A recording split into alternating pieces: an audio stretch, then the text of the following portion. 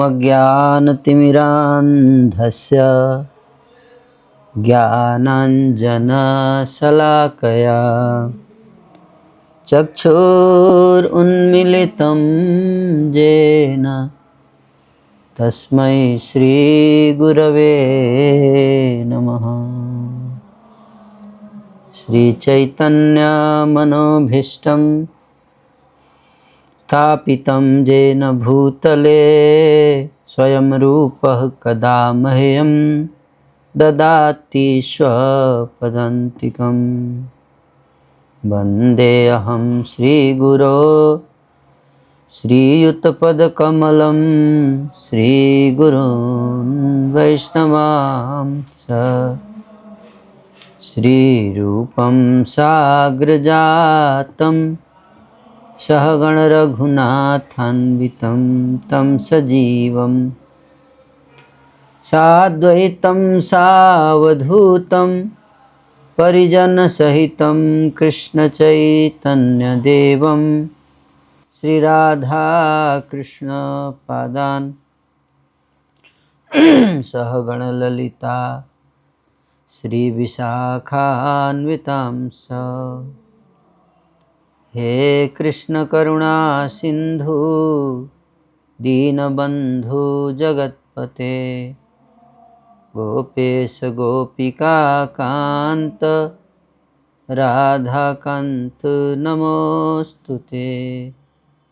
तप्त कांचन गौरांगी राधे वृंदावनेश्वरी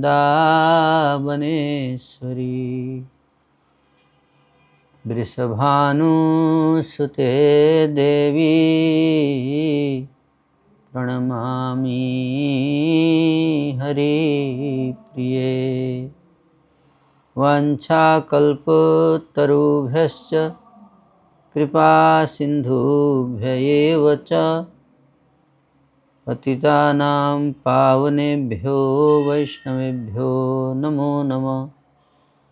जय श्री कृष्ण चैतन्य प्रभु नित्यानंद श्री अद्वैत गदाधर श्रीवासादि गौरा भक्तवृंद। हरे कृष्णा कृष्णा कृष्णा हरे हरे, हरे Ram Ram Ram Hare Hare. Temple hall का साउंड थोड़ा कम हो सके अगर हैं।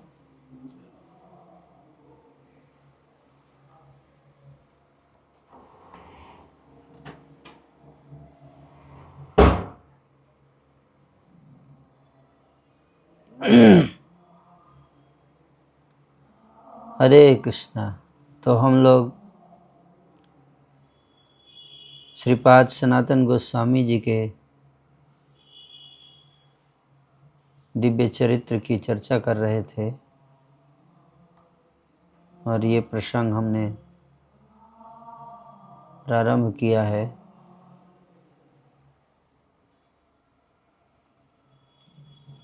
तो पिछली जो सत्र हुई थी उसमें हमने यहाँ तक चर्चा किया था और मुझे पूरी उम्मीद है कि आप सबको श्रीपाद सनातन गोस्वामी जी की विशेष कृपा मिलेगी, क्योंकि आप सब उनके दिव्य जीवन चरित्र के व्याख्यान को सुनने के लिए तीव्र लालसा है और इसलिए आप लोग इतने भारी संख्या में प्रकट हुए हैं या आए हैं यहाँ पर। तो आज हम लोग उसी प्रसंग को आगे बढ़ाते हुए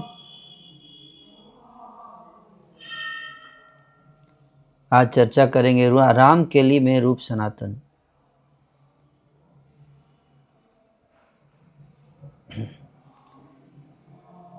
श्री रूप एवं सनातन श्री चैतन्य महाप्रभु से मिलने के पहले बंगाल के नवाब के यहाँ नौकरी करते थे। बंगाल के जो नवाब थे उनका नाम था नवाब हुसैन शाह।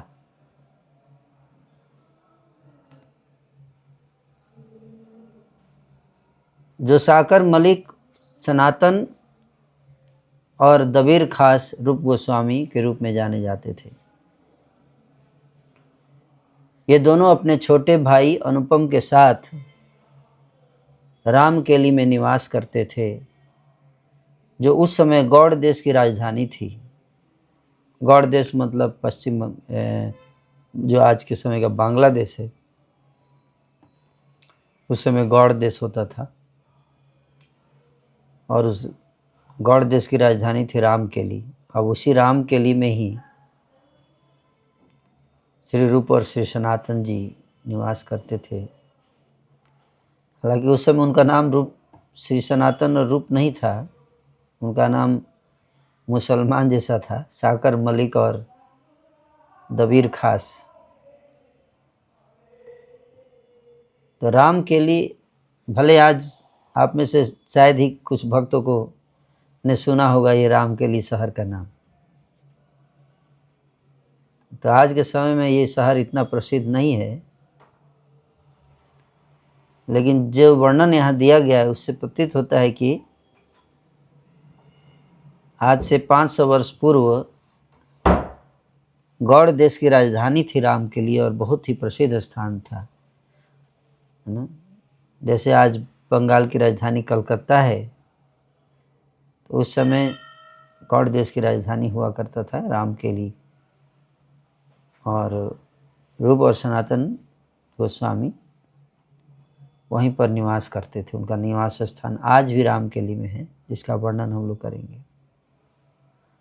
तो ये शब्द रामकेली का अर्थ है भगवान राम की लीलाएं। ये वह स्थान है जहाँ भगवान राम ने त्रेता युग में लीलाएं की और इस स्थान को कृष्ण केली भी कहा जाता था। यह स्थान अनुपम, जिनको वल्लभ भी कहा जाता है, उनके पुत्र श्री जीव गोस्वामी का जन्म स्थल है। तो सोचिए कितना पवित्र स्थान है हम लोगों के लिए रामकेली है, क्योंकि रामकेली में हमारे 3 गोस्वामी निवास किए, श्री रूप गोस्वामी, श्री सनातन गोस्वामी और श्री जीव गोस्वामी का तो जन्म स्थान वहीं जन्म हुआ है। तो इसलिए ज़रूर जाना चाहिए रामकेली, है ना। कभी भी आप जाएं अगर मायापुर या बंगाल, तो आप कभी समय मिले तो आप सब रामकेली की भी यात्रा कर सकते हैं, है ना। क्योंकि हालांकि आज वहाँ पर आबादी ज़्यादातर मुसलमानों की है, लगभग 60% पॉपुलेशन मुस्लिम है, लेकिन फिर भी भारत के अंदर है, वो बांग्लादेश में नहीं है। रामकेली भारत में ही है, मालदा डिस्ट्रिक्ट में। तो कभी यात्रा कर सकते हैं आप सब। सनातन को सुल्तान की सेवा में न केवल दरबारी मुसलमानी पोशाक में रहना पड़ता, वरन अरबी फारसी में ही वार्तालाप भी करना पड़ता था। तो ये जो प्रसंग है, इससे पता चलता है कि रूप गोस्वामी और सनातन गोस्वामी, हालांकि सनातन धर्म में ब्राह्मण परिवार में जन्म लिए, लेकिन जैसा हमने चर्चा किया था कि ऐसी परिस्थिति बन गई थी कि उनको राजा नवाब हुसैन शाह के सरकार में मंत्री पद संभालना पड़ता था। तो उस समय का ड्रेस कोड जो होता था वो मुसलमानी पोशाक होता था। तो जब वो जाते थे दफ्तर, राजा की सभा में जब अपने नौकरी करने जाते थे, तो मुसलमानी पोशाक पहन के ही जाते थे।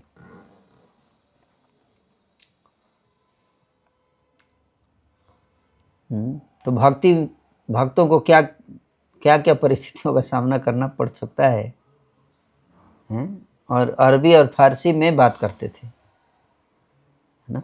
मतलब ऐसी परिस्थिति भी आ सकती है कि हो सकता है कि हमें जीना है तो मुसलमानी पोशाक पहनना पड़ेगा, है। लेकिन फिर भी उन्होंने भगवान की भक्ति नहीं छोड़ी। पोशाक बदल गया, नाम बदल गया, लेकिन भक्ति नहीं बदली। वो भगवान की भक्ति करते रहते थे। अब छुप छुप कर ही करते थे, लेकिन करते थे भक्ति।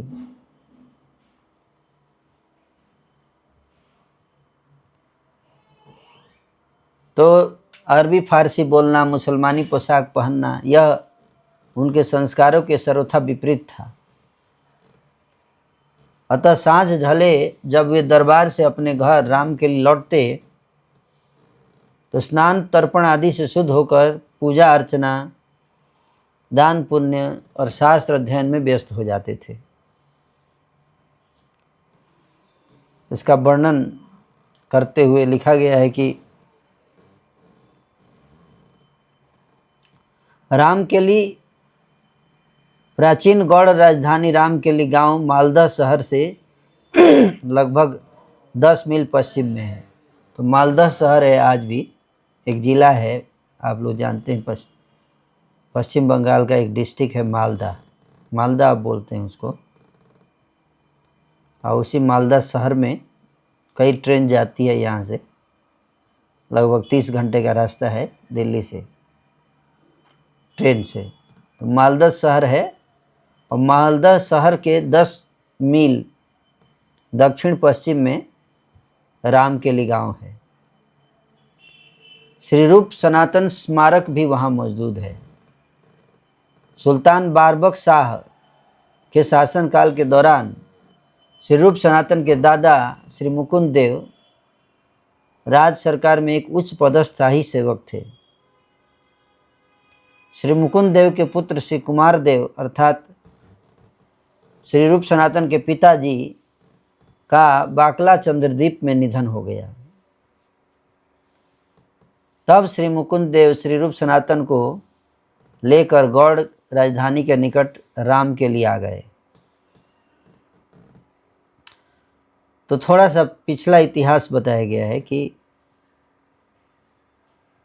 रूप सनातन जी के पिताजी थे, उनका नाम था कुमार देव, और कुमार देव जी के पिताजी थे, उनका नाम था मुकुंद देव। और मुकुंद देव जो थे वो राजा बारबक शाह के दरबार में नौकरी करते थे और रहते थे बाकला चंद्रदीप नामक स्थान में। लेकिन बाद में जब कुमार देव का निधन हो गया, तो मुकुंद देव जो दादाजी थे रूप सनातन के, वो रूप और सनातन को लेकर शिफ्ट हो गए रामकेली। रामकेली को सनातन गोस्वामी ने वृंदावन की प्रतिकृति के रूप में बताया।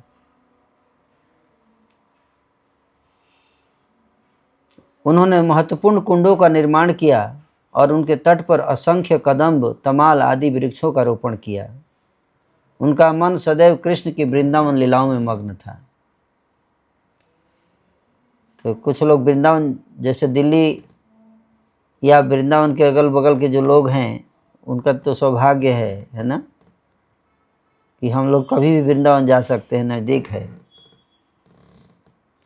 लेकिन जो लोग राम के लिए या बंगाल में है, इतना दूर है ना, वहाँ तो बहुत मुश्किल होता है उनको वृंदावन आना। आज के समय में तो हम लोग फ्लाइट से आ सकते हैं दिल्ली, लेकिन उस समय फ्लाइट भी नहीं था, ट्रेन भी नहीं था। अगर आपको वृंदावन आना है तो आपको पैदल ही आना पड़ता था। तो इसलिए इतना संभव नहीं था कि बार बार वृंदावन आया जाए। तो रूप सनातन ने क्या किया, रामकेली में ही वृंदावन बसा दिया। जहाँ थे वहीं पर। बहुत सुंदर वर्णन आएगा, अभी आप सब जब सुनेंगे तो आप समझ पाएंगे कैसे वृंदावन बसा दिया। वहाँ पर बहुत सारे तमाल और कदम के पेड़ लगा दिए, क्योंकि वृंदावन में भगवान की लीलाओं के समय बहुत सारे पेड़ थे, तमाल के और कदम्ब के। ये दोनों पेड़ बहुत महत्वपूर्ण हैं। तमाल पेड़ किस लिए महत्वपूर्ण है? राधा रानी जब तमाल पेड़ को देखती हैं तो उनको कृष्ण का स्मरण होता है, क्योंकि तमाल जो है वो कृष्ण के श्याम वर्ण का रंग होता है उसका, तो उनको कृष्ण की याद आती है। और कृष्ण जो है जब कदम के पेड़ को देखते हैं तो उनको राधा रानी का स्मरण हो जाता है, क्योंकि कदम का जो पेड़ है वो उसका रंग जो है वो राधा रानी से के रंग जैसा होता है। तो कृष्ण जब कदम के पेड़ को देखते हैं तो उनको राधा रानी की स्मृति होती है। तो ये इसलिए दो वृक्ष जो हैं वो वृंदावन में बहुत भारी मात्रा में पाए जाते थे पहले, अब तो कम हो गए हैं, लेकिन भगवान कृष्ण की लीलाओं के समय जब भगवान कृष्ण लीला कर रहे थे तो इसलिए जो भगवान के कृष्ण के जो भक्त होते हैं, जहाँ भी उनको तमाल का वृक्ष मिलेगा या कदम का वृक्ष मिलता है दिखता है तो उनको भगवान का स्मरण होने लगता है। तो उसी परंपरा को आगे बढ़ाते हुए श्री रूप सनातन गोस्वामी ने वृंदावन की प्रतिकृति के रूप में रामकेली में ही असंख्य कदम तमाल आदि वृक्ष का रोपण किया और वहीं पर रहते हुए वृंदावन की लीलाओं में मगन थे। तो वृंदावन आ नहीं पाते थे, तो इसलिए हमें समझना चाहिए। कई बार भक्त लोग जो है वो सोचते हैं कि वृंदावन जाना है, वृंदावन जाना है, तो अच्छी बात है, वृंदावन जाना भी चाहिए, लेकिन कई बार हम वृंदावन जाके भी हमको वहाँ पे वृंदावन का स्मरण नहीं होता है कि नहीं? और वृंदावन में जाके भी लोग वहाँ पर लोई बाजार में शॉपिंग करने लगते हैं और वहाँ पे जाके खाना पीना, गेस्ट हाउस, सोना, इस सब में समय बिता देते हैं, है कि नहीं? लेकिन रूप सनातन रामकेली में रहते थे, वहाँ पर ही उन्होंने वृंदावन बसा दिया और हमेशा भगवान की लीलाओं में डूबे रहते थे, है ना?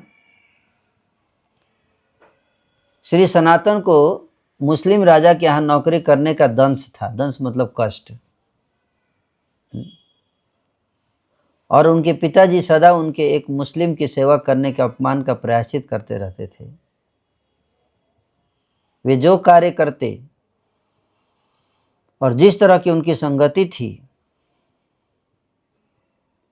वे अपनी अवस्था पर विलाप करते रहते थे, मतलब दुख जताते थे, क्योंकि वे अपने आप को राजा से उत्तम नहीं समझते थे। वे अपने आप को अयोग्य समझते थे, क्योंकि वे अपने परम प्रभु के बजाय यवनों की राजा की सेवा में लगे थे। यद्यपि वे एक ब्राह्मण राजा के वंशज थे, परंतु वे स्वयं को ब्राह्मण नहीं मानते थे। तो इस बात का उनको दुख होता था। हालांकि यवन राजा के निर्देशन में उनको नौकरी करना पड़ता था, मजबूरी था ऐसा, लेकिन अंदर से बहुत दुखी रहते थे इस बात को लेकर कि मैं एक मांस खाने वाले मांस भक्षी यवन के अधीन रहकर कार्य कर रहा हूँ, कितना पतित हूँ मैं। बहुत ज़्यादा इसका ग्लानि रहता था, दुख रहता था उनको।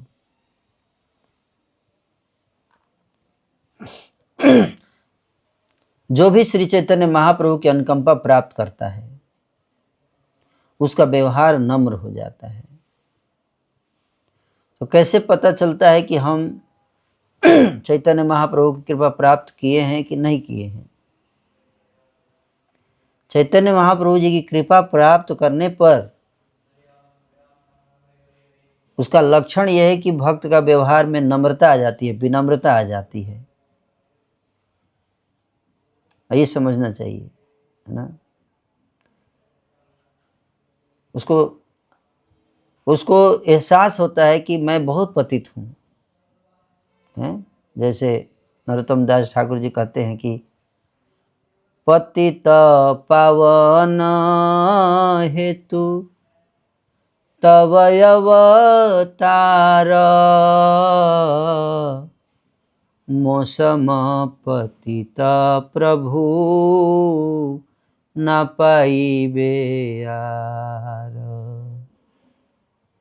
ये मेरे से पतित आपको कहीं नहीं मिलेगा प्रभु।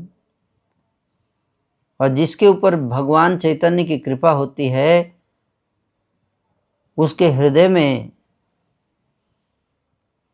ये महसूस होता है कि मैं सबसे पतित हूँ। तो हमारे ऊपर कृपा हुई या नहीं हुई इसका हम आकलन कर सकते हैं इस बात से कि हमारे अंदर नम्रता आई कि नहीं, विनम्रता आई कि नहीं। अगर हम दूसरे को पतित मानते हैं, हम अपने को उत्तम मानते हैं कि मैं बहुत अच्छा हूँ, बाकी लोगों के अंदर दोष है, कमियां हैं, अगर ये मन की अवस्था है तो ये एक इससे अनुमान लगा सकते हैं कि अभी भगवान चैतन्य की कृपा हमको प्राप्त नहीं हुई है। भगवान की चैतन्य की कृपा प्राप्त होने से अपने अंदर दोष नजर आएगा, दूसरों के अंदर गुण नजर आएगा।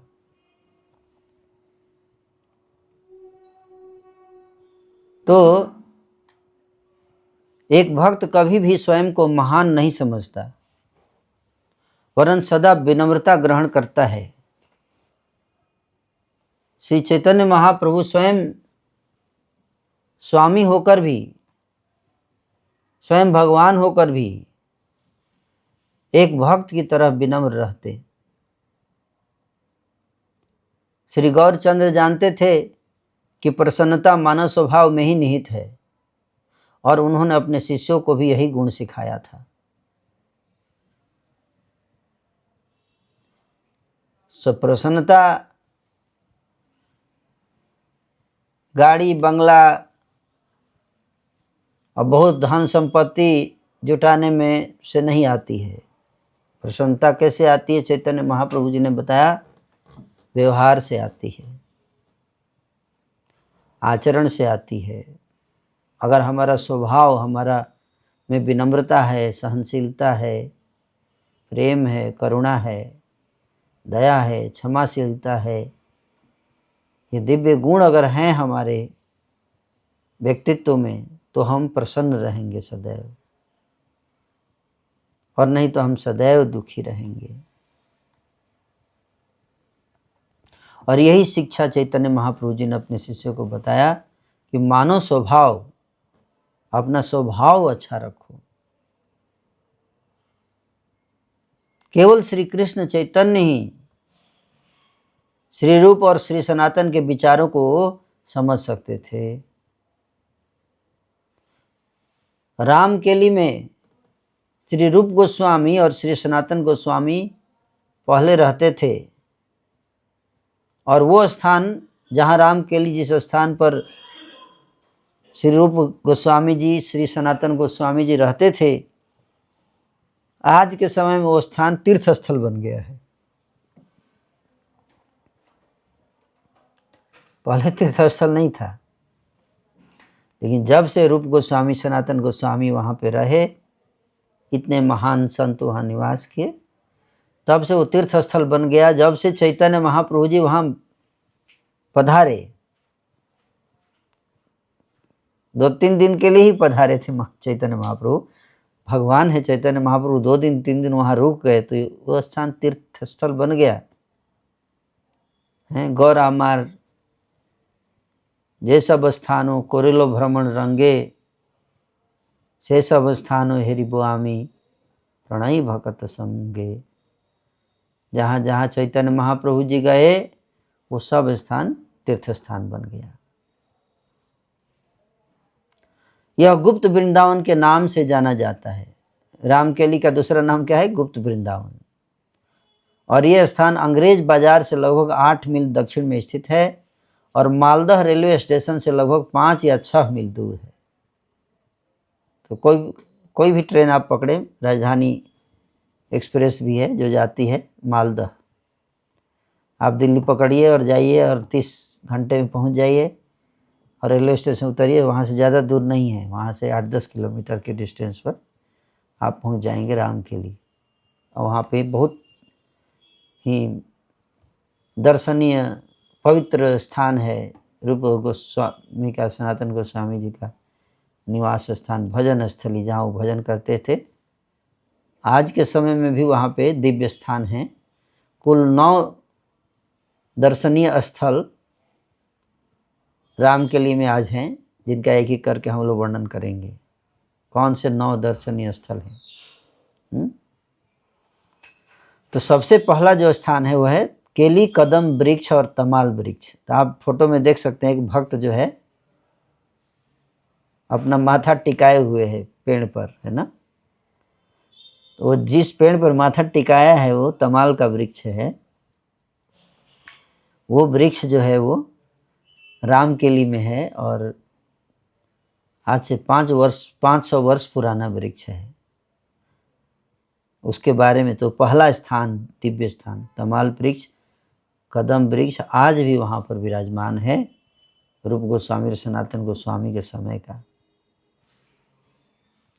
इस वृक्ष के नीचे महाप्रभु ने लोगों को गोलोक का प्रेम धन हरिनाम संकीर्तन दिया था। इस वृक्ष के नीचे रात्रि में श्रीमान महाप्रभु की श्री रूप और श्री सनातन गोस्वामी से भेंट हुई। आज केली कदम का वृक्ष केवल छाल पर खड़ा है, अंदर कुछ भी नहीं है, खोखला है। ये भी आश्चर्य है कि वृक्ष आप जाएंगे देखें तो अंदर से खोखला है, बाहर से केवल छाल दिखेगा आपको, फिर भी वो हरा भरा है। और ऐसे कई सारे वृक्ष आपको मिलेंगे नवद्वीप में, गौड़ मंडल में, चैतन्य महाप्रभु की लीलाओं से संबंधित, जो अंदर से खोखले हैं, है ना। जैसे अगर आप नवद्वीप मंडल परिक्रमा में अगर जाएं आप लोग, तो वहाँ पर मुरारी गुप्त का घर आता है और वासुदेव दत्त का घर है, तो वहाँ पर भी एक वृक्ष है ना। वो वृक्ष भी अंदर से खोखला है लेकिन हरा भरा है, क्योंकि महाप्रभु ने उसको गले लगाया था, ऐसा बताते हैं। चैतन्य महाप्रभु गए और गले लगाए, उसको सूख गया था, वो फिर से हरा हो गया था, वो आज तक हरा है। तो इस तरह से दिव्य स्थान है ये सब। उसी पेड़ के नीचे पहली बार श्री रूप गोस्वामी और सनातन गोस्वामी भगवान चैतन्य महाप्रभु से उनका मिलन हुआ, इसलिए वो भी तीर्थस्थल बन गया। और दूसरा स्थान दर्शनीय स्थल है रामकेली में श्री राधा मदन मोहन मंदिर। एक तो राधा मदन मोहन मंदिर वृंदावन में आप लोग जानते हैं, लेकिन वो दूसरा राधा मदन मोहन मंदिर है। उनकी भी पूजा उपासना सनातन गोस्वामी करते, लेकिन वृंदावन में आने से पहले जब सनातन गोस्वामी जी रामकेली में थे तो वहाँ भी एक मदन मोहन जी का मंदिर था, जो आज भी है वहाँ पर। तो वो मंदिर आज तक वहाँ पे विग्रह भी है राधा मदन मोहन जी के। आप फोटो में यहाँ दर्शन करिए, है ना। हालांकि स्पष्ट तो नहीं दिख रहा है यहाँ, लेकिन आप कल्पना कर सकते हैं। श्री राधा मदन मोहन मंदिर की स्थापना 1508 ईस्वी में श्रील सनातन गोस्वामी द्वारा की गई थी। मुख्य मंदिर के दाहिनी ओर से श्री नित्यानंद प्रभु, श्री गौरांग महाप्रभु, श्री अद्वैत आचार्य प्रभु तीनों की श्री विग्रह की सेवा की जाती है। तो आप देख सकते हैं कि यहाँ पे तीनों हैं। ये देखिए, ये तीनों चैतन्य महाप्रभु जी, नित्यानंद प्रभु जी और अद्वैत आचार्य, तीनों के विग्रह हैं यहाँ, है ना। राधा मदन मोहन जी के साथ 3 विग्रह और हैं। श्री सनातन गोस्वामी श्री राधा मदन मोहन और उनके पक्ष में बलराम और रेवती की सेवा करते हैं। मंदिर के एक तरफ श्री चैतन्य महाप्रभु की कीर्तन छवि नजर आती है, जो हर किसी का ध्यान अपनी ओर आकर्षित करती है। और तीसरा दर्शनीय स्थल है नित्यानंद आसन।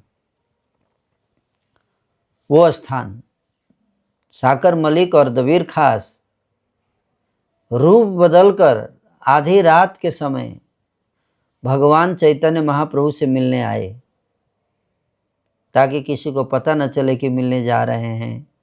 डरते हुए रूप बदलकर छुप कर आए। आगे इसका वर्णन और करेंगे हम लोग।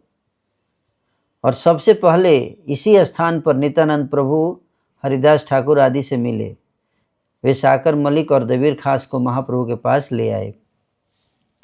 तो सबसे पहले रूप सनातन मिले नित्यानंद प्रभु से और हरिदास ठाकुर से, और फिर हरिदास ठाकुर नित्यानंद प्रभु दोनों ने उनको पकड़कर उनको लेकर गए चैतन्य महाप्रभु से मिलने के लिए, भगवान से मिलने के लिए। तो जहाँ पे उनकी भेंट नित्यानंद प्रभु से हुई पहली बार, उसको नित्यानंद आसन बोलते हैं। उसके आगे पद चिन्ह मंदिर है, पद चिन्ह है ना। केली कदम्ब और तमाल वृक्षों के नीचे निर्मित एक छोटे से पत्थर पर श्रीमन महाप्रभु के पद चिन्ह हैं। गौड़ीय मठ के संस्थापक श्रील भक्ति सिद्धांत सरस्वती गोस्वामी प्रभुपाद ने 1943 ईस्वी में इस पद चिन्ह मंदिर का जीर्णोद्धार कराया था। यह सेवा वर्तमान ट्रस्ट के माध्यम से संचालित की जा रही है। चरण चिन्ह मंदिर के सामने श्री राजीव गोस्वामी सेवित महाप्रभु के विग्रह स्थापित हैं। श्री राधा माधव और जय गोपाल विग्रहों की आमतौर पर सेवा की जाती है। राजीव गोस्वामी जिस चैतन्य महाप्रभु के विग्रह की पूजा करते थे आज से 400 वर्ष पहले, 500 वर्ष पहले, वो विग्रह आज भी वहाँ पर मौजूद हैं। और पांचवा स्थान है श्याम कुंड, राधा कुंड और अष्ट कुंड। एक तो श्याम कुंड राधा कुंड कहाँ है? वृंदावन में, गोवर्धन में। और मुझे पूरी उम्मीद है कि आप में से ज़्यादा भक्त लोग वहाँ गए होंगे। लेकिन एक राधा कुंड, श्याम कुंड और अष्ट सखी कुंड है रामकेली में भी, जो रूप सनातन ने बनवाया था। इसी से आप अंदाजा लगाइए कितने प्रतिष्ठित और धनी व्यक्ति थे। इतने सारे कुंड बनाए, जमीन कितना होगा है? बता रहे यह श्री मदन मोहन मंदिर के बिल्कुल सामने है। वहाँ श्याम कुंड और राधा कुंड है। राधा कुंड के दक्षिण में इंदुलेखा कुंड, तमाल बद्दी के दक्षिण में ललिता कुंड और चित्रा कुंड है। यदि आप मुख्य सड़क के साथ आगे बढ़ते हैं तो विशाखा कुंड दाहिनी ओर है। थोड़ा आगे जाएं तो बाईं ओर जल कुंड के बगल में सुदेवी कुंड है। रूप सागर के आगे विद्यालय के पास चित्रलेखा कुंड है। तो ये अष्ट सखियों का कुंड भी बनाया। और फिर एक रूप सागर है, रूप सागर श्री रूप गोस्वामी द्वारा निर्मित रूप सागर सरोवर और श्री सनातन गोस्वामी द्वारा निर्मित सनातन सागर सरोवर आज भी विद्यमान है। और सातवां जो है स्थान, दर्शनीय स्थान है चीका मस्जिद। तो आप बोलोगे मस्जिद, मस्जिद क्यों देखने जाएंगे? मस्जिद दर्शनीय स्थान कैसे हो गया है? हैं? क्या हो गया? क्या बोल रहे हैं?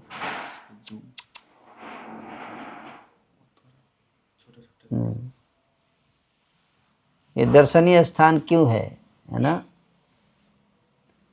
चीका मस्जिद दर्शनीय स्थान क्यों है, इसके बारे में बता रहे हैं कि चीका मस्जिद का निर्माण सुल्तान यूसुफ शाह ने करवाया था। सुल्तान हुसैन शाह ने श्रील सनातन गोस्वामी को यहीं पर कैद किया था। अब समझ में आया कि ये दर्शनीय स्थल कैसे बन गया? क्योंकि जब सनातन गोस्वामी को ने झूठ बोला कि मेरी तबीयत खराब है, आगे पढ़ेंगे उसको, तो जब राजा को पता चला कि सनातन गोस्वामी बहाना बना के झूठ बोल के और श्रीमद् भागवत पढ़ रहे हैं छुट्टी लेकर, हैं? हमारे कई बार भक्त लोग ऑफिस में झूठ बोलकर छुट्टी ले लेते हैं यात्रा में जाने के लिए, है ना, कि मेरा तबीयत खराब है। तो उसी तरह से सनातन गोस्वामी ने झूठ बोला कि मेरा तबीयत खराब है, और वो बैठ के भागवत पढ़ते थे। और राजा नवाब हुसैन शाह को जब पता चला तो उसको बहुत क्रोध आया। उसने सनातन गोस्वामी को कैद में बंद कर दिया। और वो कैद कहाँ था? चीका मस्जिद। चीका मस्जिद में ही उनको हिरासत में जब्त कर दिया उनको। तो इसलिए जब आज भी वो चिका मस्जिद है गंगा जी के किनारे तट पर, और उसी में सनातन गोस्वामी को कैद किया था राजा ने, इसलिए वो स्थान भी क्या हो गया है, जैसे वसुदेव और देवकी को कंस ने कैद कर दिए कहाँ, मथुरा में, तो इसलिए वो मथुरा जन्म स्थान भी क्या हो गया, तीर्थ स्थान हो गया। तो उसी तरह से सनातन गोस्वामी जहाँ पे भी रहे वो स्थान तीर्थ स्थान हो गया। तो चिका मस्जिद आप जाएं तो जरूर जाइएगा। उसके अलावा 8वां दर्शनीय स्थल है गयेश्वरी मंदिर अमृत रामकेली में, है ना, उसको मातृ गया भी बोलते हैं।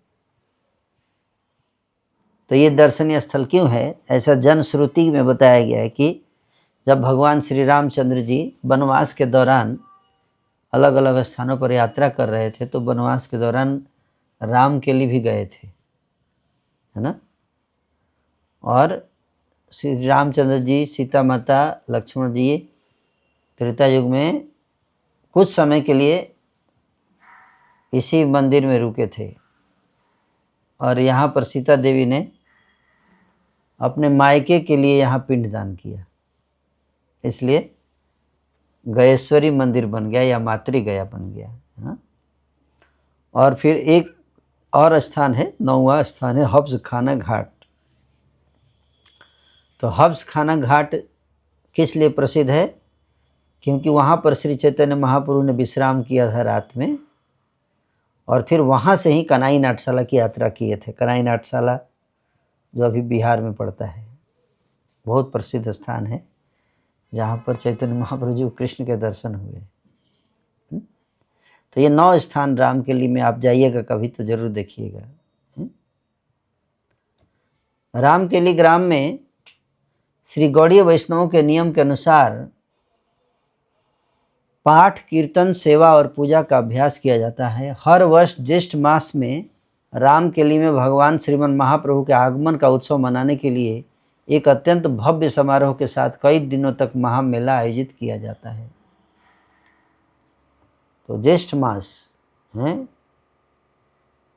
चैत, बैसाख, फिर ज्येष्ठ है, तो मान के चलिए कि लगभग मई का महीना जो है, मई जून, उसी महीने के दौरान, ज्येष्ठ महीने के दौरान चैतन्य महाप्रभु जी रामकेली पहुँचे थे, उनका आगमन हुआ था। इसलिए आज तक फेस्टिवल मनाया जाता है चैतन्य महाप्रभु की याद में, ज्येष्ठ मास में। आज भी है वहाँ पे रामकेली में महाप्रभु के आगमन की खुशी में, याद में, वहाँ पर कीर्तन होता है, पाठ होता है, सेवा पूजा होता है, भव्य समारोह, महामेला आयोजित किया जाता है।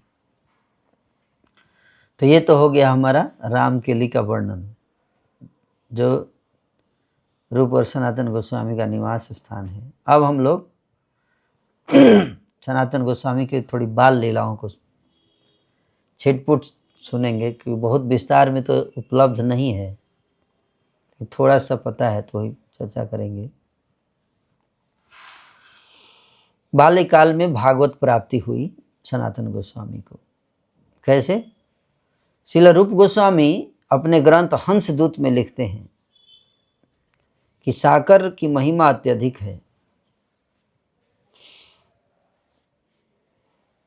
जो पूर्ण रूपेण शुद्ध भगवत प्रेम से परिपूर्ण है और श्रीमद् भागवतम के परम विद्वान हैं। भौतिक सुखों से जो सदैव विरक्त एवं भक्ति रस के आस्वादन में रत, जैसे कि सुखदेव गोस्वामी ही इस पृथ्वी में प्रकट अवस्था में है। तो उनकी तुलना कर दी रूप गोस्वामी सुखदेव गोस्वामी से। किसकी तुलना? सनातन गोस्वामी की तुलना सुखदेव गोस्वामी से की गई। सुखदेव गोस्वामी किस लिए प्रसिद्ध हैं? श्रीमद् भागवत के लिए प्रसिद्ध है। उन्होंने श्रीमद् भागवत का ऐसा वर्णन प्रस्तुत किया जो आज तक कोई न कर पाया। तो उसी तरह से श्रील रूप गोस्वामी जी कहते हैं, श्री सनातन गोस्वामी जी सुखदेव गोस्वामी के ही समान भागवत के ज्ञाता हैं। उनको बचपन में ही भागवत प्राप्त हो गया। भागवत, श्रीमद् भागवत कैसे प्राप्त हुआ, वो अद्भुत घटना है। हैं, कह रहे हैं कि इस अद्भुत गुणगान से रूप गोस्वामी स्थापित करना चाहते हैं कि भागवत का और सनातन गोस्वामी का संबंध अत्यंत गहरा है। उनका यह संबंध पूर्ण जीवन काल तक रहा। श्री नरहरि चक्रवर्ती अपने ग्रंथ भक्ति रत्नाकर में वर्णन करते हैं, श्री सनातने रयति अद्भुत चरिता श्रीमद्भागवते जार अतिशय प्रीत। प्रथम वयसे स्वप्ने एक विप्रगण श्रीमद्भागवत देह आनंदयंतर। स्वप्न भंगे सनातन व्याकुल हईला प्राते से विप्र श्रीमद्भागवत दीला। पाइया श्री भागवत महाहर्ष चेते मग्न हईला प्रभु प्रेमामृत समुद्रेते।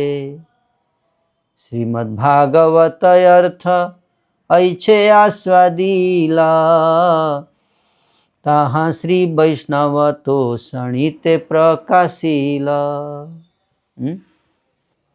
आप में से कितने लोग पढ़े भक्ति रत्नाकर ग्रंथ?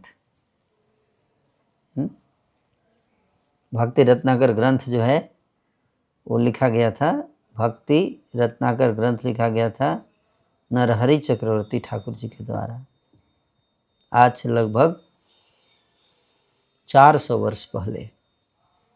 तो आपको इस्कॉन के बुक स्टॉल पे मिल जाएगा ये ग्रंथ। भक्ति रत्नाकर ग्रंथ उपलब्ध है आज भी और बहुत सुंदर ग्रंथ है। इसमें हमारे गौड़ी संप्रदाय का हिस्ट्री का वर्णन है, सारे आचार्यों की लीलाओं का, किन्होंने कब क्या लीला किया, उसका बहुत ही विस्तृत वर्णन नरहरि चक्रवर्ती ठाकुर जी ने किया है भक्ति रत्नाकर नामक ग्रंथ में। अगर आपके पास समय हो तो आप पढ़ सकते हो, उस ग्रंथ को खरीद सकते हो। इंग्लिश भाषा में उपलब्ध है इस्कॉन में बुक शॉप पे। और कई ग्रंथों का अनुवाद हमारे सर्वसाक्षी प्रभु हिंदी में भी कर रहे हैं। बहुत जल्द आपको चैतन्य भागवत का भी हिंदी में मिलेगा अनुवाद, प्रिंट हो चुका है और उसका पब्लिकेशन हो जाएगा अप्रैल में गुरु महाराज के तिरुभाव दिवस पर आ जाएगा मार्केट में। और भी कई किताबें उन्होंने प्रकाशित किया है और इस बार गुरु महाराज के तिरुभाव दिवस पर मेरी भी पुस्तिका आ रही है, गुरुदेव चालीसा पब्लिश होने वाली है ना, जो गुरु महाराज को बहुत पसंद थी। तो गुरु महाराज ने आदेश दिया था कि आप इस गुरुदेव चालीसा को प्रकाशित करना है बाद में, इसका हिंदी और अंग्रेजी में अनुवाद करके। तो इसलिए अभी भक्तों की इच्छा थी, कई भक्त बहुत दिनों से मेरे पीछे पड़े हुए थे, तो अभी हमने निर्णय लिया कि जो भी गीत हमने लिखे हैं गुरु महाराज की महिमा का वर्णन करते हुए, उसको पुस्तक के रूप में इस बार गुरु महाराज के तिरुभाव दिवस पर हम लोग उसको प्रकाशित करेंगे। तो भक्ति रत्नाकर ग्रंथ में बताते हैं श्री सनातन गोस्वामी का चरित्र अति अद्भुत है। नरहरि चक्रवर्ती ठाकुर जी लिखते हैं कि जिनका भागवत के प्रति विशेष प्रेम है, श्रीमद् भागवत, भागवत मतलब श्रीमद् भागवत। जब एक जुआ ब्राह्मण स्वप्न प्रकट हुआ, सपने में, और आनंदित होकर उन्हें भागवत प्रदान करके चला गया। सनातन गोस्वामी सो रहे थे और सपने में एक ब्राह्मण आया, वृद्ध ब्राह्मण नहीं, जुआ ब्राह्मण, यंग ब्राह्मण था, और सपने में उनको भागवत दे दिया बचपन में। और फिर क्या हुआ, जब वे निद्रा से उठे तब व्याकुल हो गए थे व्याकुल हो गए। परंतु उसी प्रातः काल में वही ब्राह्मण साक्षात प्रकट हुआ और भागवत की प्रति लेकर उन्हें प्रदान करता है। जैसे उन्हें भागवत प्राप्त होती है वे अत्यधिक हर्षित होकर प्रेम अमृत के सागर में निमग्न हो जाते हैं। जो अर्थ उन्होंने भागवत से आस्वादन किया वही वैष्णव तोषणी में प्रस्तुत किया। तो वैष्णव तोषणी भी एक ग्रंथ है ना। वैष्णव तोषणी क्या है? श्रीमद् भागवत पे एक टीका लिखी सनातन गोस्वामी ने। श्रीमद् भागवत पढ़कर जिनको जो अर्थ समझ में आया भागवत का, उसको किताब में लिखा। उस किताब का नाम है वैष्णव तोषणी। वो भी भागवत ही है, जिसमें सनातन गोस्वामी की टीका भी उसमें। तो ये भी किताब इस्कॉन में प्रिंट हो गया है, लेकिन इंग्लिश भाषा में हमारे भानु स्वामी महाराज ने इसको हमारे लिए उपलब्ध कराया है।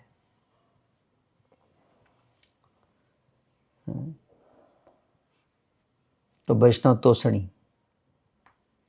तो इससे पता चलता है कि सनातन गोस्वामी को कैसे भागवत प्राप्त हुआ और कितना प्रेम था उनका भागवत के प्रति, इसलिए उनको भागवत प्रेमी भी बोलते हैं।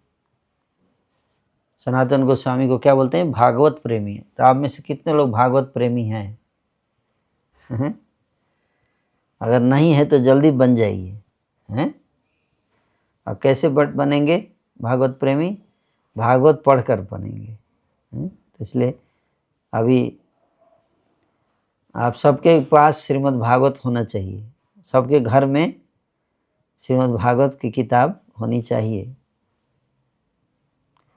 और नहीं है तो आप ऑर्डर कर सकते हैं, और इनको किसी के पास नहीं है तो आप अपने नज़दीकी इस्कॉन मंदिर में जाइए, वहाँ पर आप ऑर्डर कर दीजिए। कई मंदिरों में इंस्टॉलमेंट पर भी उपलब्ध है, मतलब कि मंथली आप 200 या 500 रुपये देकर भी भागवत ले सकते हो। हर महीने आप इंस्टॉलमेंट में चुका सकते हो, है ना। एक बार में अगर आप 7,000 8,000 नहीं दे पाओ तो आप 2 साल 3 साल में आप दे सकते हो, है ना, 200-300 रुपये करके ऐसे भी। तो इस तरह से प्रभुपाद जी की कृपा से हमारे पास भागवत उपलब्ध है। तो हम सबको भी भागवत प्रेमी होना चाहिए। श्री सनातन ने सरकारी पद का त्याग कर दिया, रिजाइन दे दिए। सनातन गोस्वामी, एक ऐसा समय आया कि मंत्री थे, मंत्री पद से त्याग दे दिए। और क्या करते थे त्याग देकर? घर पर बैठकर शास्त्रों का पठन और विचार चिंतन प्रारंभ कर दिया। घर पर कुछ भट्टाचार्य ब्राह्मणों के सानिध्य में श्रीमद् भागवत पर चर्चा करना सनातन को अत्यंत प्रिय था। नवाब हुसैन शाह के यहाँ नौकरी करते हुए भी वे नित्य प्रति भक्तों के संग में भागवत का पाठ अध्ययन करते। श्री चैतन्य महाप्रभु से रामकेली में मिलने के बाद दोनों भ्राताओं में संसार के प्रति तीव्र वैराग्य और तपस्या का भाव जागृत हो उठा।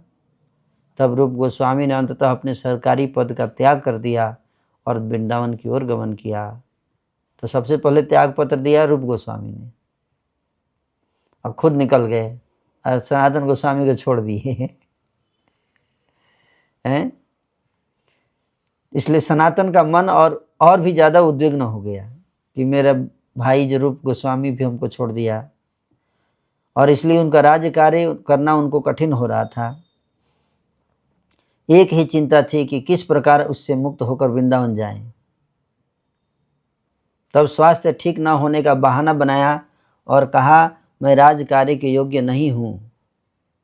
राजा नवाब हुसैन शाह सनातन को अपने भाई के रूप में मानता था। सनातन ने सोचा, राजा का प्रेम अथवा किसी भौतिकवादी का स्नेह केवल भौतिक बंधन का कारण है। तो अगर कोई भक्त नहीं है और आपसे प्रेम करता है तो ये सावधान रहना चाहिए, है? क्यों? क्योंकि वो आपके बंधन का कारण बन सकता है।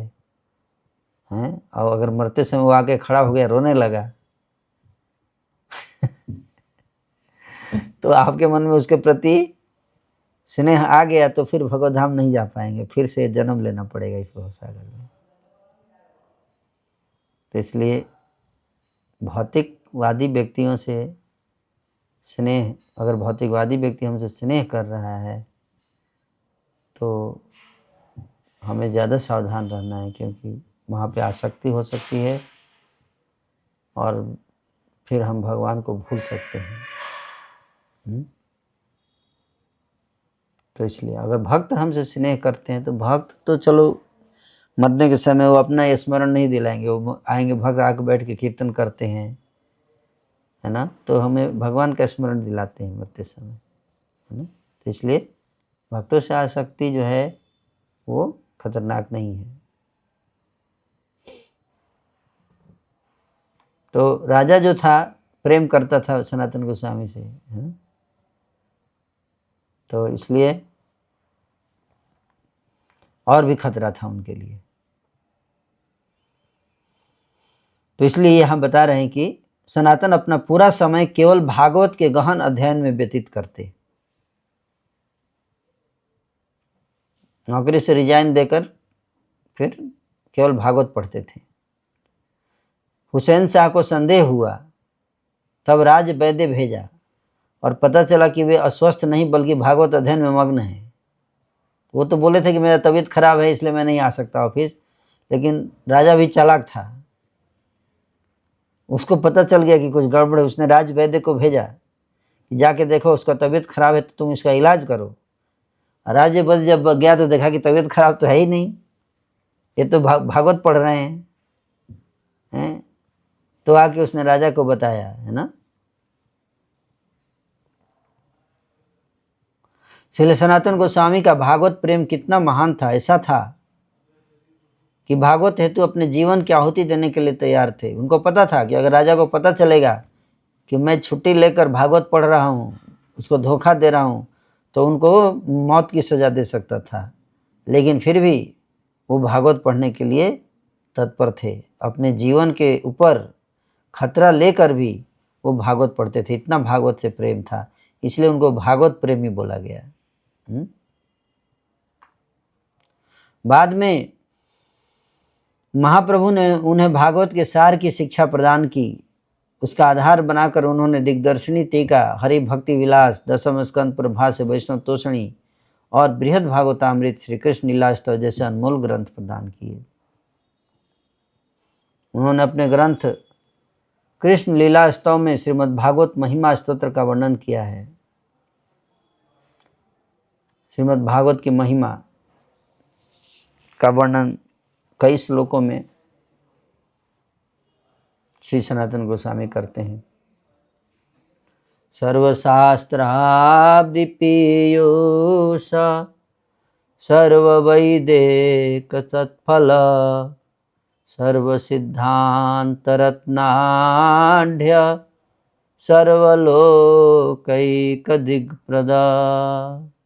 हे श्रीमद्भागवत, हे समस्त वैदिक शास्त्र रूपी सागर से मत कर निकाले गए अमृत, आप वेदों के प्रमुख व अत्यंत महत्वपूर्ण दिव्य फल हो तथा समस्त दार्शनिक निष्कर्षों व सिद्धांत रूपी रत्नों से अलंकृत हो। हे श्रीमद्भागवत, आप विश्व के समस्त लोगों को आध्यात्मिक दृष्टि प्रदान करते हो तथा वैष्णव भक्तों के प्राण हो। सर्वभागवत प्राण श्रीमद्भागवत प्रभो कलिध्वान्तोदितादित्य श्री कृष्ण परिवर्तिता। हे भागवत, आप वो सूर्य हो जो कलयुग के अंधकार को दूर भगाने के लिए प्रकट हुआ है। वास्तव में आप भगवान श्री कृष्ण हो जो हमारे मध्य वापस लौट आए हैं। परमानंद पाठाय प्रेम वर्ष्यक्षराय ते सर्वदा सर्वसेव्याय श्री कृष्णाय नमोस्तुमे। हे श्रीमद्भागवत, मैं आपको सादर नमस्कार करता हूँ। आपके शब्द व अक्षर भगवान के शुद्ध प्रेम की वर्षा करते हैं। आप सभी के द्वारा सदैव सेवित हो, क्योंकि आप स्वयं भगवान श्री कृष्ण हो। मदेकबन्धो मत्संगी मद्गुरो मन्महाधन मद्निस्तारक मद्भाग्य मदयानंद नमोस्तुते। हे श्रीमद् भागवत, हे मेरे एकमात्र मित्र, मेरे साथी, मेरे गुरु, हे मेरी महान व विशाल धन संपत्ति तथा मेरे उद्धारक, हे मेरे सौभाग्य और आनंद, मैं आपको सादर प्रणाम करता हूँ।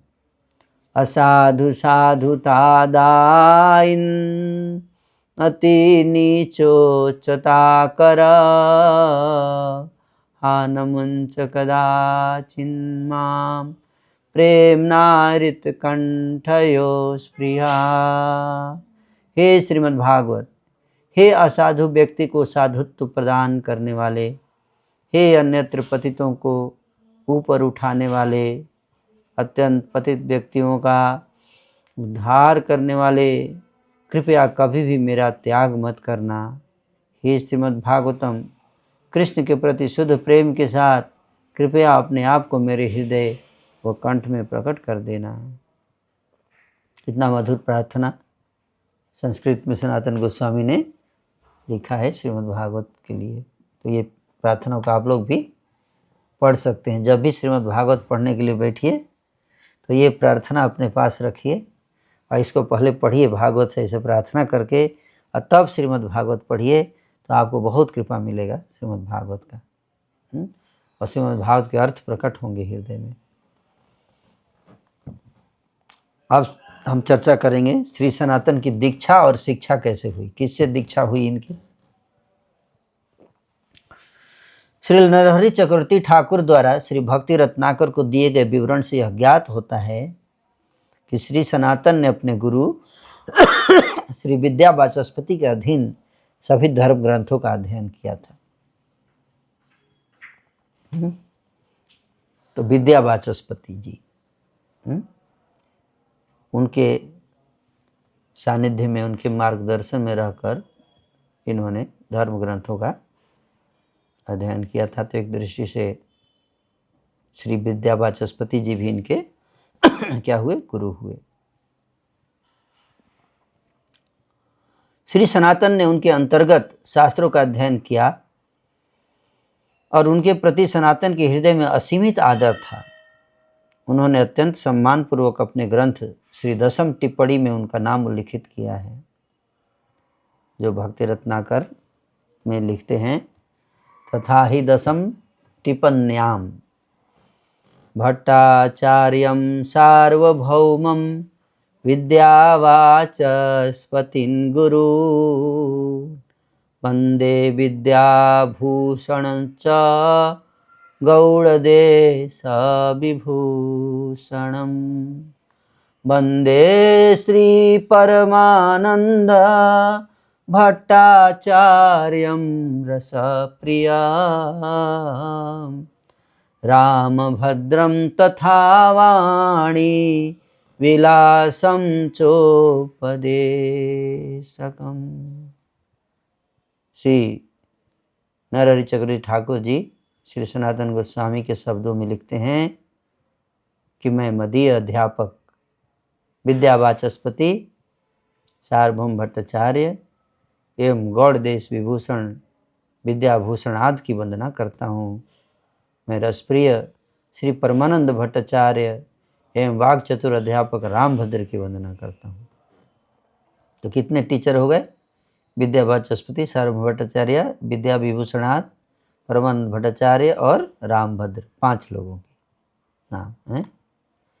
5 लोगों को गुरु मानते हैं, जिससे भी हम, ये वैष्णव का गुण होता है, चक्षुदान दिलोजयी जन्मे जन्मे प्रभु से ही।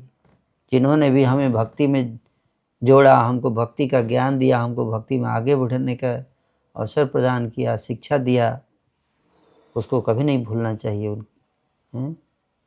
तो श्री सनातन गोस्वामी जी उनको याद करते हुए लिखते हैं, अपने 5 गुरुओं को लिखते हैं, जिनसे भी जो भी सीखा उनको स्मरण करते हुए अपना कृतज्ञता व्यक्त कर रहे हैं। श्री सनातनेर गुरु विद्या वाचस्पति, मध्य मध्य राम केली ग्रामे तार स्थिति। भक्ति रत्नाकर में ही ये प्यार में नरहरि चक्रवर्ती ठाकुर जी लिखते हैं कि श्री विद्या वाचस्पति श्री सनातन के आध्यात्मिक गुरु थे और वे समय समय रामकेली गांव में आते रहते थे। हैं, तो आप लोगों को समझ में आया उनके गुरु कौन थे? आध्यात्मिक गुरु थे विद्या वाचस्पति। हैं, तो बहुत कम लोगों को पता है ये। हैं लेकिन गुरु परंपरा का जो लिस्ट है अगर आप देखेंगे तो उसमें चैतन्य महाप्रभु जी को बताया गया है। क्यों? शिक्षा गुरु थे महाप्रभु जी। उसमें आपको विद्या वाचस्पति का नाम नहीं प्राप्त होगा, क्योंकि हमारी जो गुरु परंपरा की लिस्ट है उसमें दीक्षा गुरु से ज़्यादा जोर दिया गया किस पे?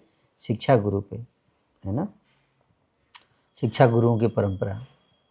तो चैतन्य महाप्रभु की शिक्षा सबसे ज़्यादा प्रोमिनेंट था श्री रूप गोस्वामी या सनातन गोस्वामी जीवन में, इसलिए परंपरा में उनके नीचे इनका नाम आता है। लेकिन भक्ति रत्नाकर में बताया गया कि आध्यात्मिक गुरु इनके कौन थे? विद्या वाचस्पति। तो कोई विरोधाभास नहीं है ना, कई गुरु हो सकते हैं व्यक्ति के। किसी से भी शिक्षा अच्छी चीज़ें सीखना है तो हम जिससे भी सीखते हैं उसके प्रति हम अपने हृदय में कृतज्ञता का अनुभव करना चाहिए। अब हम लोग पढ़ेंगे महाप्रभु का रामकेली गमन। है तो ये थोड़ा प्रसंग थोड़ा लंबा है ना, तो आप सबको धैर्य से सुनना पड़ेगा। ठीक है, सब तैयार हैं धैर्य से सुनने के लिए? कैसे चैतन्य महाप्रभु जी से प्रथम मिलन श्री रूप और सनातन गोस्वामी का हुआ रामकेली में। हालांकि महाप्रभु तो जगन्नाथपुरी से निकले थे वृंदावन जाने के लिए, लेकिन पता नहीं उनके मूड में क्या आया, वृंदावन का रास्ता जाने ना पकड़ के वो रामकेली चले गए। बाद में लोगों को पता चला कि रामकेली महाप्रभु पर्सनली स्पेशली रामकेली विशेष रूप से क्यों गए थे? केवल रूप सनातन से मिलने के लिए गए थे। इससे हम अंदाजा लगा सकते हैं कि रूप सनातन कितने प्रिय हैं चैतन्य महाप्रभु को। तो हम उसका वर्णन करेंगे, कैसे महाप्रभु की पूरी लीला विस्तार से बताया गया है कि कैसे महाप्रभु जगन्नाथपुरी से रामकेली गए वृंदावन का बहाना करके कि मैं वृंदावन जाने वाला हूँ, वास्तव में वो रामकेली गए। तो उसको पढ़ेंगे। श्री चैतन्य महाप्रभु को कई बार श्री रूप सनातन के दैन्य बोधक पत्र प्राप्त हुए थे। जब रूप सनातन गोस्वामी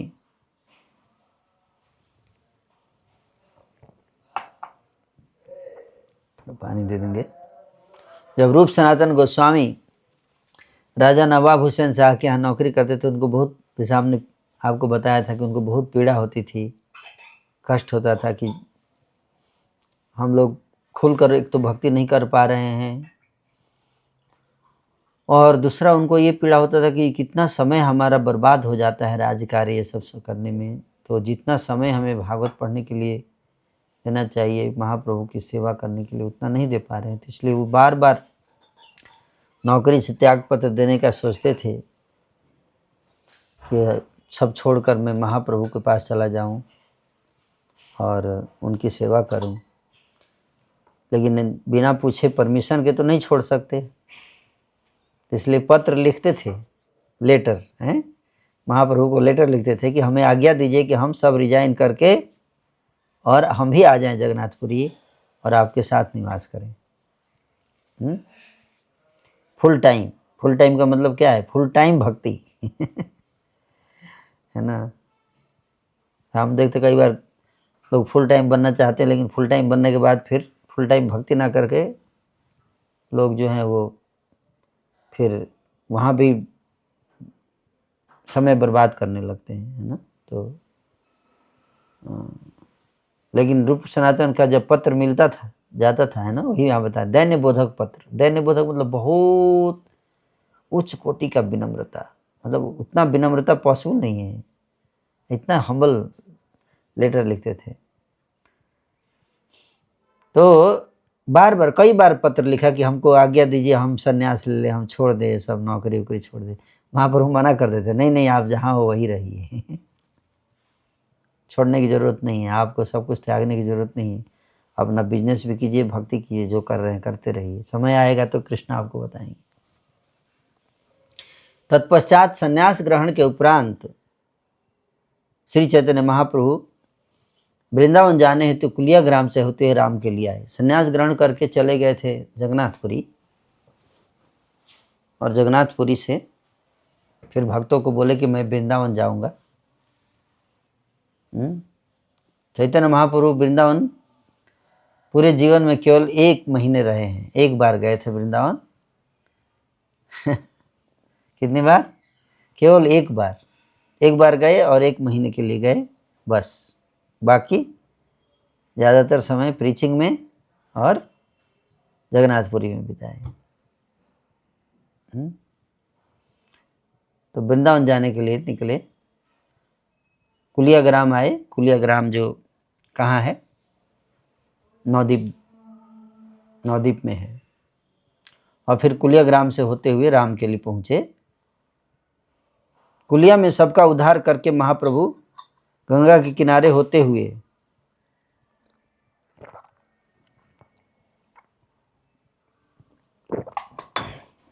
मथुरा की ओर निकल चले। गंगा तट पर ही राम के लिए नामक गांव बसा था। तो उनका इच्छा तो था मथुरा जाने का, निकले थे मथुरा के लिए, लेकिन रास्ते में राम के लिए गांव आया और वहां अधिकांशतः ब्राह्मण रहते थे। महाप्रभु ने कुछ दिन राम के लिए में एकांतवास किया, परंतु धीरे धीरे उनके वहां होने का समाचार फैलने लगा और चारों दिशाओं से लोग आने लगे। महाप्रभु और उनके अनुयायियों ने दिव्य भावों में निमग्न रहते हुए निरंतर कीर्तन किया। लोग दूर से ही उन्हें देखकर हरि हरि पुकारते हुए प्रणाम कर रहे थे। जब वह ध्वनि महाप्रभु के कानों में पड़ती तो वे कीर्तन करते रहे। कीर्तन करते रहो ऐसा कहकर उन्हें प्रोत्साहित करते। भीड़ इतनी उत्तेजित हो गई कि दूसरों का क्या कहना, यहाँ तक कि मुसलमान लोग भी कीर्तन करने लगे। उस समय वहाँ का मुसलमान राजा निकट ही वास कर रहा था। महाप्रभु का ऐसा असर था कीर्तन का, कि महाप्रभु कीर्तन को देखकर मुसलमान लोग भी कीर्तन करने लगते थे। तो वहाँ पे जो राजा था वो भी राम केली में ही बगल में रहता था। एक सिपाही ने राजा को पूरी घटना का ब्यौरा देने के लिए पहुंच गया। उसने राजा को बताया कि कोई सन्यासी अपनी जादुई मंत्र के कीर्तन द्वारा विशाल भीड़ को आकर्षित कर रहा है। महाराज, राजा ने कहा, मुझे इस सन्यासी के विषय में सब कुछ बताओ। उसका नाम क्या है, वह क्या खाता है, उसके रंग रूप का भी वर्णन करो। तो राजा ने उस सिपाही को बोला कि थोड़ा डिटेल में विस्तार से बताओ इस सन्यासी के बारे में। इसका नाम क्या है, क्या खाता है, कहाँ रहता है, इसका रंग क्या है, रूप कैसा है। सिपाही ने कहा, जहां पनाह, मैंने आज तक ऐसा अद्भुत दृश्य नहीं देखा। इस सन्यासी का रंग सोने जैसा है और रूप लाखों कामदेवों से भी अधिक मनमोहक। उनका विशालकाय शरीर सुंदर है और भुजाएं घुटनों तक लंबी है। गहरी नाभि से युक्त उनका पतला पेट अत्यंत आकर्षक है। सिंह जैसी गर्दन है, हाथी जैसे विशाल कंधे हैं, कमल जैसे नेत्र तथा लाखों चंद्रमाओं के समान उनकी अंग कांति अतुलनीय है। लालिमा युक्त उनके होठ, मोतियों जैसी दंतावली, कामदेव के धनुष जैसी कमानदार भौं हैं। चंदन से आलोपित विशाल वक्षस्थल, उदित होते सूर्य के समान ताम्रवर्णी उत्तरीय से ढका उनका कटि प्रदेश सबके मन को मोहित कर रहा है। उनके चरण पूरे खिले हुए 2 गुलाबी कमल पुष्पों के समान हैं और पैरों के नाखून 10 देदीप्यमान दर्पण के समान। मुझे लगता है कि सन्यासी के वेश में भ्रमण करने वाले ये कोई राजकुमार हैं। उनका शरीर माखन के समान कोमल है, परंतु फिर भी जब वे तीव्र गति से भूमि पर गिरते हैं उन्हें कोई चोट नहीं आती। नृत्य करते समय वे सैकड़ों बार धरती पर पटक कर गिरते होंगे। उनके शरीर पर हुए रोमांच को देखकर कटहल का स्मरण हो आता है। कई बार उनका शरीर इतनी जोर से कांपने लगता है कि 100 लोग भी उसे संभाल नहीं पाते।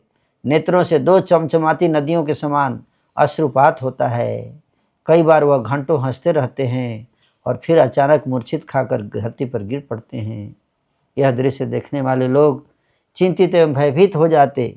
उनका नृत्य नेत्रों के लिए महोत्सव जैसा है। नृत्य कीर्तन में उनकी तल्लीनता देखकर प्रतीत होती है मानो वह भोजन शयन आदि जैसे बाह्य कार्य भूल गए हैं। दूर दूर से लोग उसे देखने आए हैं और अब कोई वापस अपने घर नहीं जाना चाहता। मैंने अपने जीवन में अनेक सन्यासियों, योगियों और विद्वानों को देखा है, परंतु ये सन्यासी असाधारण है। जहाँ पनाह आपके क्षेत्र में इस सन्यासी का आगमन अवश्य एक सौभाग्य है।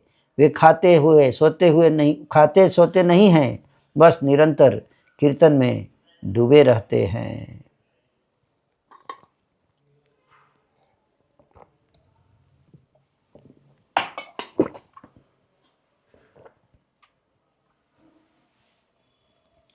भौतिकवादी होते हुए भी वह सिपाही, भौतिकवादी होते हुए भी वह राजा इस विचित्र सन्यासी का विवरण सुनकर आश्चर्य करने लगा। केशव खान को बुलाकर उसने पूछा, केशव खान, श्री कृष्ण चैतन्य नामक इन सन्यासी के विषय में तुम्हारा क्या मत है? इन शक्तिशाली गुरु के बारे में मुझे विस्तार पूर्वक बताओ। इनका यहाँ आने का क्या प्रयोजन है? केशव खान अस्पष्टवादी और सज्जन पुरुष थे, परंतु सत्य को छिपाकर थोड़ा डरते हुए उन्होंने कहा, कौन कहता है कि यह सन्यासी बड़ा गुरु है? यह तो एक गरीब याचक है जो वृक्षों के नीचे रहकर अपना जीवन यापन करता है। राजा ने कहा, इस सन्यासी को निर्धन न कहो, ऐसी बात सुनना भी अपराध है। मैं जानता हूं कि यह कोई साधारण मनुष्य नहीं है। जिस व्यक्ति को हिंदू लोग कृष्ण और मुसलमान खुदा कहते हैं, यह वही है। जिस व्यक्ति को हिंदू लोग कृष्ण और मुसलमान लोग खुदा कहते हैं, ये वही है। मैं इस राज्य का राजा हूं, परंतु यह सन्यासी संपूर्ण सृष्टि का राजा है। सोचिए, महाप्रभु की शक्ति देखिए। मुसलमान राजा भी मान गया कि ये भगवान है, हमारे खुदा हैं, वही है। और ये पूरी सृष्टि के स्वामी हैं। ये शक्ति है। इससे पता चलता है महाप्रभु को अद्भुत शक्ति प्रदर्शित करते थे। यहाँ तक कि मेरे राज्य में प्रत्येक व्यक्ति मुझे स्वामी स्वीकार नहीं करता। इसलिए यदि वह व्यक्ति परम भगवान नहीं है, तो फिर क्यों प्रत्येक व्यक्ति इसके प्रति पूर्ण समर्पित होकर इसकी पूजा कर रहा है? मैं इतना महान राजा हूँ, मेरे पास इतनी शक्ति है, समर्थ है, फिर भी सब लोग मेरी पूजा नहीं करते हैं। लेकिन ये व्यक्ति जो है, इसके पास कुछ भी नहीं है, फिर भी लोग इसकी पूजा कर रहे हैं। इसका मतलब क्या है? कितना ये साधारण व्यक्ति नहीं है, ये भगवान है। यदि मैं 6 महीने तक अपने नौकर चाकरों को वेतन ना दूं, तो वह मेरे विरुद्ध शिकायत करने लगेंगे। परंतु ये सन्यासी अपने साथ घूम रहे लोगों को कोई वेतन नहीं देता है, फिर भी ये लोग इसकी सेवा के लिए ललायित हैं। समझने का प्रयास करो केशव खान, यह व्यक्ति भगवान है, इसे गरीब याजक ना कहो। कुछ विचार करके राजा कुछ क्षणों के लिए चुप हो गया और फिर कहा, इस सन्यासी के विषय में ध्यानपूर्वक मेरा आदेश सुनो। मैं नहीं चाहता कि कोई व्यक्ति इस सन्यासी के मार्ग में विरोध उत्पन्न करे। यह जहां चाहे वहां जा सकता है तथा अपने शास्त्रों से प्रचार कर सकता है। इसे लोगों के साथ मिलकर कीर्तन करने दो और जहां मन चाहे वहां रहने दो। यदि कोई सन्यासी के कार्यों में बाधा डालेगा, चाहे वह काजी, सेना का अधिकारी अथवा अन्य कोई क्यों न हो, मैं उसे मृत्यु दंड दूंगा।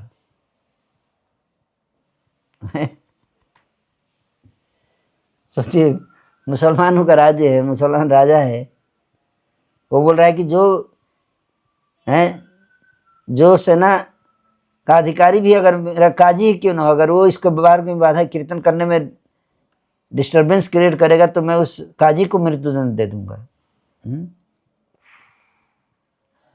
यह कहकर राजा अपने अंतःपुर में चला गया। ऐसा है श्री चैतन्य महाप्रभु का प्रभाव और उनकी लीलाएं। यह वही राजा हुसैन शाह था जिसने उड़ीसा के सैकड़ों मंदिर तोड़वाए थे, हैं, जिसने उड़ीसा के सैकड़ों मंदिर तोड़वाए थे, वही राजा हुसैन शाह है। लेकिन चैतन्य महाप्रभु को बोल रहा है कि इनके कीर्तन में कोई बाधा नहीं डालेगा। ये भगवान अद्भुत शक्ति है। यद्यपि हुसैन शाह अत्यंत अत्याचारी एवं धर्मांध मुसलमान था, परंतु उसने श्री गौरचंद्र को पूर्ण पुरुषोत्तम भगवान के रूप में स्वीकार किया। दूसरी ओर आध्यात्मिक रूप से ऐसे अंधे लोग भी थे जो सिर मुड़वाकर सन्यासी होने का दावा तो करते थे, परंतु श्री गौरांग महाप्रभु का यशोगान सुनकर उनका हृदय द्वेष से जलने लगता था। तो बाहर से तो सन्यासी दिखते थे, लेकिन हिंदू थे, सन्यासी थे, लेकिन वो चैतन्य महाप्रभु से जलते थे। और इधर ये राजा क्या था, अत्याचारी था, लेकिन वो महाप्रभु को तुरंत समझ गया कि ये भगवान हैं, इनके रास्ते में कोई व्यवधान नहीं डालेगा। हैं, कैसे समझे इसको? ये है अद्भुत शक्ति महाप्रभु की। हैं, राजा का हृदय परिवर्तन देखकर नगर के पुण्यवान लोग विस्मित हो गए। इस विषय पर चर्चा करने के लिए उन्होंने गुप्त सभा बुलाई। वे इस निष्कर्ष पर पहुंचे कि तमोगुणी होने के कारण हमारा राजा घोर अत्याचारी है। दैव इच्छा से इस समय वह सतोगुण के प्रभाव में है। फिर भी कुसंग में यदि कोई उसे श्री चैतन्य महाप्रभु के विरुद्ध फुसला देगा तो वह श्री चैतन्य महाप्रभु को बुलाने का आदेश देकर न जाने क्या करेगा। हमें महाप्रभु के पास संदेश भेजना होगा कि यह स्थान उनके लिए सुरक्षित नहीं है, उन्हें तुरंत यहाँ से चले जाना चाहिए। एक विश्वास पात्र, क्योंकि उसका मूड का कोई भरोसा नहीं है। लोग सोच रहे थे, हालांकि अभी तो इसका मूड अच्छा है, सत्वगुण में है, तो बोल रहा है कि खुदा है, भगवान है, लेकिन कोई आके कान में कुछ बोल देगा इसके निगेटिव तो कभी भी इसका मूड बदल सकता है, तमोगुणी हो सकता है और फिर महाप्रभु को कष्ट पहुंचाएगा ये। और हम नहीं चाहते कि ये महाप्रभु को कष्ट पहुंचाए अत्याचारी राजा। इसलिए महाप्रभु तक संदेश भिजवा दिया जाए कि आप यहाँ ज़्यादा दिन मत रुको, ये स्थान आपके लिए सुरक्षित नहीं है, आप इस स्थान छोड़कर जल्दी यहाँ से चले जाइए। एक विश्वास पात्र ब्राह्मण के हाथों यह संदेश महाप्रभु तक भेजा गया। जब संदेश वाहक वहाँ पहुँचा उस समय महाप्रभु संकीर्तन में मग्न थे और वहाँ एकत्र असंख्य लोग हरि हरि का जय घोष कर रहे थे। महाप्रभु के अलौकिक नृत्य को देखकर वह ब्राह्मण मंत्रमुग्ध वहीं खड़ा रहा और संदेश देने का सुअवसर देखने लगा। ब्राह्मण से बात करना तो दूर, कीर्तन के समय महाप्रभु अपने परिकरों तक से बात नहीं करते थे। महाप्रभु आनंद सागर में तैर रहे थे और अन्य सब कार्यों को भूलकर आत्मभक्ति का मधुर अमृत चख रहे थे। महाप्रभु से बात करने का अवसर न पाकर वह संदेशवाहक भक्तों के पास आया और बोला, नगर के कुछ पुण्यवान ब्राह्मणों ने महाप्रभु के लिए संदेश भेजा है। जब भी अवसर मिले कृपया इसे उन्हें सुना दें। संदेश है, राजा के महल के इतनी निकट रहने का भला क्या लाभ। ब्राह्मण संदेशवाहक दूर से महाप्रभु को प्रणाम करके चला गया। यह संदेश सुनकर सब भक्त चिंतित हो गए, परंतु उस समय वे किसी प्रकार महाप्रभु से कुछ कह सकते थे नहीं। महाप्रभु भाव विभोर होकर नृत्य कीर्तन में मग्न थे। अपनी भुजाएं उठाकर महाप्रभु ने कहा, भगवान हरि के नामों का कीर्तन करो। लाखों लोग करतल ध्वनि करते हुए कीर्तन की ताल पर झूम रहे थे। सभा हरि हरि के जय घोष से गुंजायमान थी। संपूर्ण सृष्टि के स्वामी को एक साधारण राजा से भला कैसा भय। महाप्रभु के संग में सामान्य लोग साक्षात मृत्यु के भय से भी मुक्त हो गए, फिर एक मर्त्य राजा का कैसा भय रहता उन्हें। परंतु संदेश सुनकर भक्तगण चिंतित हो उठे। शीघ्र ही महाप्रभु पूरी स्थिति भांप गए और मुस्कुराते हुए अपने दिव्य भावों का संवरण कर लिया। महाप्रभु ने कहा, मैं जानता हूं कि तुम सब चिंतित हो, परंतु राजा मुझे क्यों बुलवाएगा? वास्तव में जो व्यक्ति मुझसे मिलना चाहता है उसकी इच्छा पूरी करना मेरा स्वभाव है। यदि राजा मुझे बुलवाएंगे तो मैं अवश्य उनसे मिलूंगा, परंतु विचार करो, क्या राजा में मुझे बुलवाने की शक्ति है? क्या राजा के पास इतनी शक्ति है कि वो मुझे अपने पास बुला सकता है? जान लो कि मेरे प्रभाव से ही जीवात्मा में छोटे से छोटा कार्य करने की शक्ति आती है। दूसरे शब्दों में, मेरे प्रभाव द्वारा ही राजा मुझे बुलवाने का आदेश दे सकेंगे। जरा सोचो कि क्या राजा के अंदर मुझे देखने का सामर्थ्य है? बड़े बड़े योगी और देवतागण लंबी तपस्या के बाद भी मुझे नहीं देख पाते। मैंने हरिनाम संकीर्तन का प्रचार करने के लिए अवतार लिया है और इसके द्वारा मैं समस्त पापी जीवों का उद्धार करूंगा।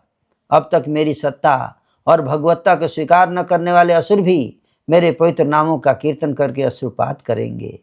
जिस भक्ति को प्राप्त करने के लिए देवता और ऋषि गण भी उत्सुक रहते हैं, मैं मुक्त रूप से उसका वितरण करूंगा। यहाँ तक कि घोर पापियों, चंडालों, शूद्रों और स्त्रियों को भी यह प्राप्त होगी। परंतु जो लोग अपने धन, विद्या, कुल तथा ज्ञान के नशे में चूर होकर मेरे भक्तों की निंदा करते हैं, वे कभी मेरे वास्तविक स्वरूप को समझ नहीं पाएंगे। ये बहुत महत्वपूर्ण बात बता दिया है हम आप लोगों ने, हैं क्या? चाहे पापी हो, चाहे दुष्ट हो, चाहे कोई पशु पक्षी हो, सब महाप्रभु सबको उद्धार कर दूंगा, लेकिन एक व्यक्ति का उद्धार नहीं करूंगा। किसका? महाप्रभु बोल रहे हैं कि जो लोग अहंकार में चूर हो जाते हैं। धन, किसका अहंकार?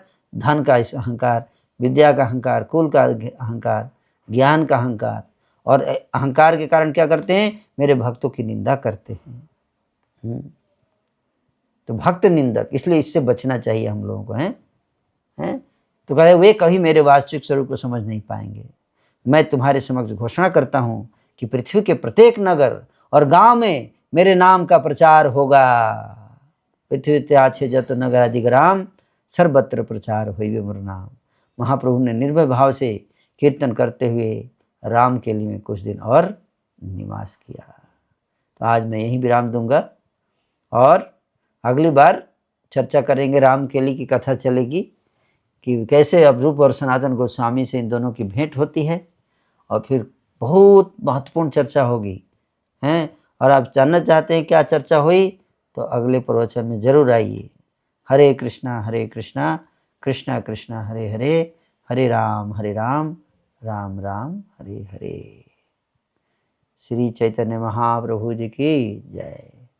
श्रीपाद सनातन गोस्वामी जी की जय।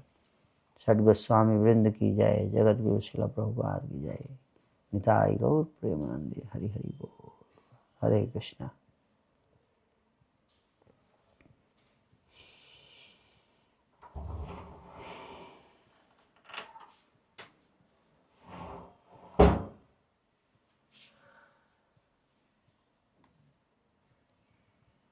ठीक। प्रश्न एक या दो प्रश्न ज़्यादा से ज़्यादा लेंगे, हैं? मैं बहुत थक गया हूँ। तो यस, पूछिए सन्नी कुमार जी, और पूछिए जल्दी। प्रभु जी दंडवत प्रणाम। पूछिए। प्रभु जी, जैसे राम केली है और आपने बताया सीता माता ने वहां पे पिंड दान किया था, तो क्या ये बंगाल का रीजन त्रेता युग से रिलेटेड है? इसका मतलब वहां पे वैदिक टाइम पे वहां पे मंदिर होंगे। राम केली मतलब नाम कैसे पड़ा? केली मतलब राम जी से भी संबंधित है ये? और उस समय के भी कुछ पास टाइम वृक्ष जैसे कदम्ब और तमाल वृक्ष 600 ईयर्स 500 ईयर्स पहले थे, तो राम जी के टाइम के भी वृक्ष वहां पे है? बस मेरा ये क्वेश्चन। आप देर से आई होंगी प्रवचन में, इसलिए आपको पता नहीं। हमने शुरू में चर्चा किया था इसके ऊपर, है ना? तो आप उसको फिर से सुनिए, इस लेक्चर को। त्रेता युग में भगवान राम वनवास के दौरान यहाँ पे निवास किए थे और लीलाएं की थी, इसलिए इसका नाम पड़ा था रामकेली। तो आप पूरा केली प्रवचन, मतलब पास टाइम्स ना प्रभु जी? हाँ लीला, ओके, ठीक है। थैंक यू प्रभु हरे जी। कृष्ण। हरे संजय कृष्णा, कुमार, दंडवत प्रणाम।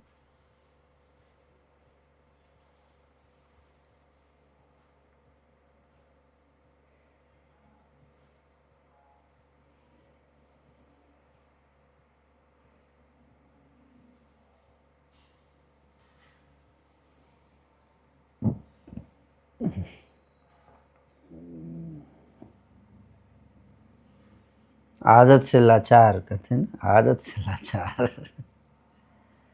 हम लोग की आदत खराब है ना, कलयुग के जीव हैं हम लोग, तो इसलिए जानते हैं सब कुछ, पता भी चल जाता है, फिर भी स्वभाव बदल नहीं पाते हैं ना। तो इसलिए भगवान से प्रार्थना करनी चाहिए।